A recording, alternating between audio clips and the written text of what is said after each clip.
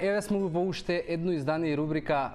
со прашања и одговори. Моето име е Јосиф, како и секогаш, и сите оние кои што сте заинтересирани да ми поставите прашање и да му дадеме одговор во оваа рубрика, може да го направите или на броевите на телевизија Телма, или користејќи го хаштагот #Јосиф на социјалните мрежи, или па директно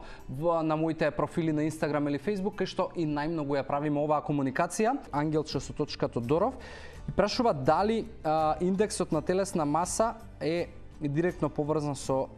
здравието на нашето тело. Ангелче, по ова прашање би рекол и да и не, затоа што индексот на телесна маса покажува сооднос на висина со килограми. Во превод што значи тоа? Светска здравствена организација има стандарди кои што велат дека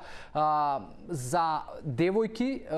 треба тежината да биде минус 110 од висината, за мажи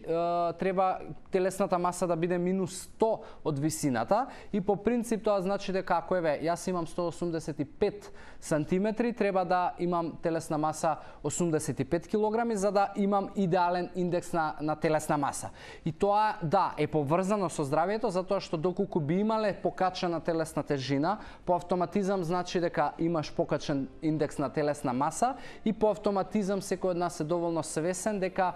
вишокот на килажа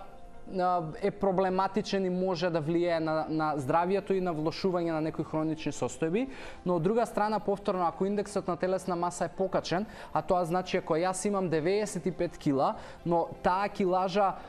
е во многу голем дел од мускулна маса и мојот процент на подкожни и висцерални масти е во нормални граници, повторно тоа не значи дека јас ќе имам нарушено здравје, туку напротив тоа е позитивен ефект на телото, затоа што доколку пак ќе речам две лица имаат иста висина и иста тежина, не значи дека исто изгледаат и исто се чувствуваат. Бидејќи многу поважен од индексот на телесна маса е самиот состав на килограми. Така да не би можеле црно-бело да поделиме дека ако имаш повеќе